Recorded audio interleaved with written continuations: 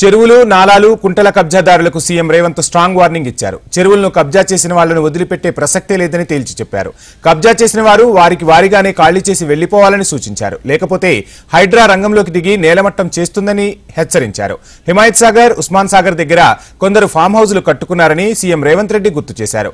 Form హౌజ్లలోని drainage నీరు జంట జలాశయాల్లో కలుపుతున్నారని ఆవేదన వ్యక్తం చేశారు. చెరువులు కుంటల్ని ఆక్రమించి కట్టిన కట్టడాల వల్ల ఆకస్మిక వరదలు వస్తున్నాయన్నారు రేవంత్.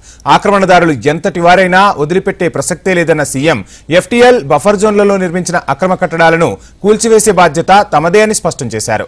అక్రమ నిర్మాణాల కూల్చివేతకు కోర్టుల్లో కూడా పోరాడతామని చెప్పుకొచ్చారు సీఎం.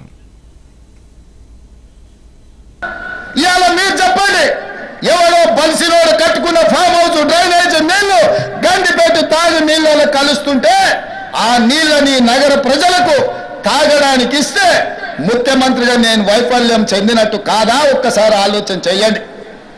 భవిష్యత్ తరాలకు అందించాల్సిన బాధ్యత చెరువులు, కుంటలు, నాలాలను ఎవడెవడో ఆక్రమించుకుంటే వాళ్ళ ఆక్రమణలో చెరబడితే ఇవాళ నగరం మీద ఉప్పెనై వరదలు వస్తున్నాయి. ఆ వరదలు ఎక్కడికి వెళ్తున్నాయి? బస్తీలో ఉన్న పేదోళ్ళ ఇళ్లకు పోతున్నాయి. పేదోళ్ళు జీవితకాలం కష్టపడి సంపాదించుకున్న ఫ్రిడ్జ్, టీవీ, మంచము, బట్టలు, కట్టుకున్న బట్టలతో సహా అర్ధరాత్రి పూట వాళ్ళ ఇళ్లకు నీళ్లు వస్తే తడిసి ముద్దయి అనాథలాక రోడ్డు మీద నిలబడాల్సిన పరిస్థితులు వచ్చినాయి. మున్నేరు వాగు పక్కన ఖమ్మంలో అయినా, వరంగల్ జిల్లాలో అయినా, హైదరాబాద్ నగరంలో అయినా, కృష్ణానది ఒడ్డున మునిగే ప్రాంతాలైనా దుర్మార్గులు ఆక్రమించుకున్న చెరువుల వల్లనే ఇవాళ వరదలు వస్తున్నాయి.